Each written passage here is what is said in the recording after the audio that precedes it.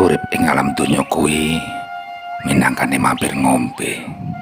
Kudu nrimo, kudu sabar, kudu ngomong karo awake dhewe uga wong liya. Sifat atigang, atigung, atiguna ora bakal menangke lakon. Aja dumeh dadi wong bisa, aja dumeh dadi wong sugih, aja dumeh dadi wong kanggo. Kabeh kuwi mung pacobaning urip. Balung bisa ajur, bondo bisa entek. Wong bagus ora sak lawase, wong ayu ora sak suwene.